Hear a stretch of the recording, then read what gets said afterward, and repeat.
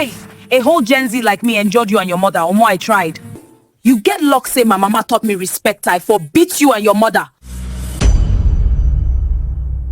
Back in her hometown in Osun State, Mrs. Cole was known as a woman who never released what belonged to her. Her son was not just her child, he was her pride, her proof of sacrifice, her possession. Daniel was a man caught between two worlds, the home that raised him and the city that shaped him. After years of struggle, long work days, and delayed pay, life finally softened. And when it did, it came in the form of Grace. Grace was gentle, not weak, just calm. She spoke softly, carried herself with dignity, and loved deeply. They met in the city, fell in love without noise, and built quiet dreams together. When Daniel told her he wanted to marry her, Grace cried, not from fear of marriage, but from fear of his mother. Everyone feared Mrs. Cole. From the day Daniel became successful, she had already chosen the type of woman who would marry him: obedient, controllable, and grateful. Grace was none of those things. When Daniel took Grace home for the first time, Mrs. Cole smiled, but her eyes stayed cold. She watched Grace closely,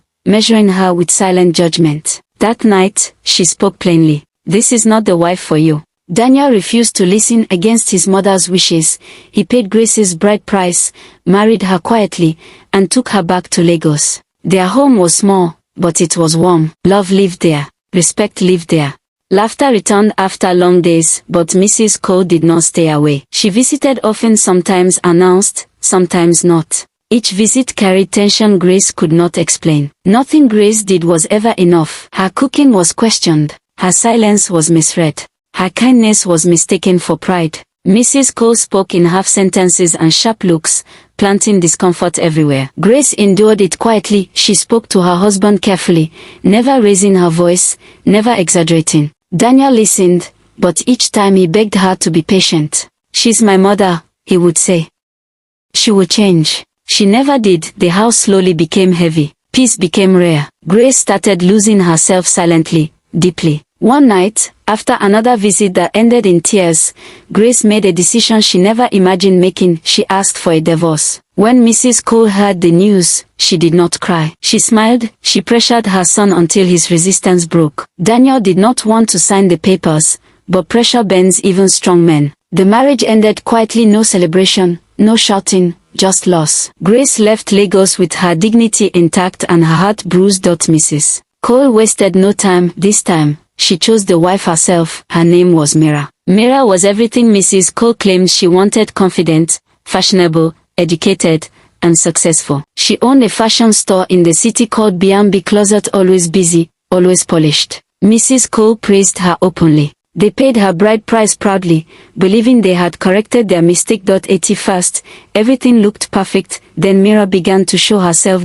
Or maybe she never changed at all. Marriage to Mira felt like victory to Mrs. Cole at first. She visited the Lagos apartment in Yoba with pride, walking in like someone who had finally corrected a costly mistake. Mira welcomed her politely, smiled when required, and returned to her phone or her work without asking for permission. Mrs. Cole noticed it, but she said nothing. Not yet. Unlike Grace, Mira did not shrink. She did not wait for instructions. She ran her home the same way she ran B&B Closet, with confidence and clear boundaries. She left early for work, returned late sometimes, and spoke openly about money, business, and growth. Daniel admired it. His mother feared it. Mrs. Cole began to test her. She corrected Mira in front of visitors. She gave instructions with authority, expecting immediate obedience. She compared her to the first wife without mentioning names. Mira listened once. The second time, she smiled. The third time,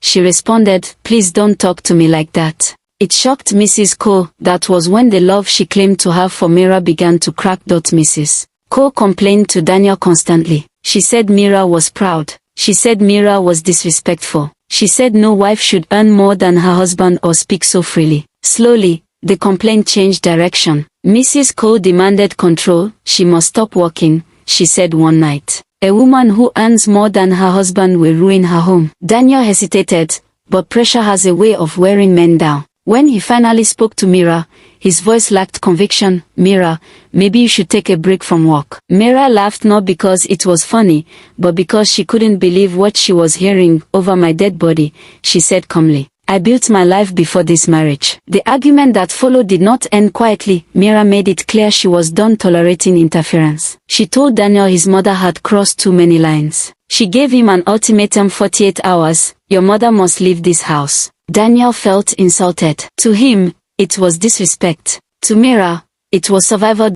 He told his mother. Mrs. Cole did not go quietly. She confronted Mira not because she wanted peace, but because she believed Mira owed her obedience. Voices rose. Boundaries shattered. The house burned with words no one could take back. When Mrs. Cole tried to assert control the way she did with the first wife, Mira pushed back harder. This time, there was no silence, no endurance, no patience. It turned physical. Daniel rushed in, confused and angry. He tried to intervene, but the chaos had already grown beyond control. Mira pulled away, her chest rising fast, her mind racing. And then she ran, not because she was weak, not because she was done, but because she needed backup. Outside the gate, hands shaking but voice steady, Mira made a call. Mom, she said, come to Lagos tomorrow. On the other end of the line was a woman who did not raise a daughter to be broken. A woman just as strong, just as fierce, and just as dangerous. When pushed inside the house, Mrs. Cole believed she had finally won. She had no idea the war had only begun. Mira did not return home that night. Daniel spent hours pacing the living room, torn between anger and fear. His mother sat quietly, convinced that silence meant victory. She believed Mira would return crying, apologizing, ready to submit. She believed wrong. By morning, a black SUV stopped in front of the house. Mira stepped out first, calm, composed, no tears in sight. Behind her came her mother, Mrs. Adams. She was tall, firm, and carried herself like a woman who had survived storms and learned how to become one. She did not shout. She did not rush. She simply walked in. Mrs. Cole sensed it immediately. Mrs. Adams spoke first. Good morning, she said calmly. I came for my daughter. Mrs. Cole tried authority. She listed sacrifices. She spoke of respect and tradition. She spoke like a woman used to control.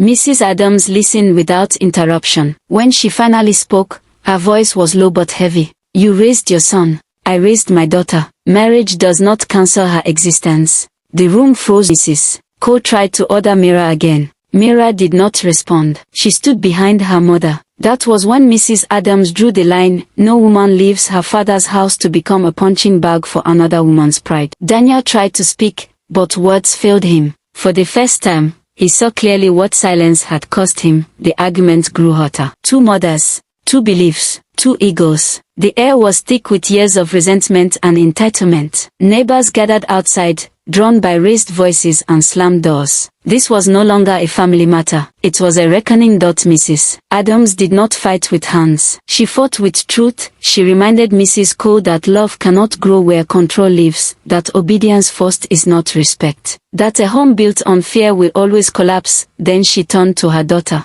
Mira, she said, you're coming with me. Mrs. Cole expected resistance. She got relief. Mira picked up her bag. She did not look back. Daniel watched her leave, realizing too late that peace had slipped through his fingers the moment he chose silence over courage. That evening, Mrs. Cole packed her things. She left the house quietly, stripped of victory, dignity bruised by a mirror she never wanted to face. The marriage she tried to control had slipped from her hands, and for the first time, she understood the cost of interference. Her son refused her apology. She left. Daniel sat alone in the living room.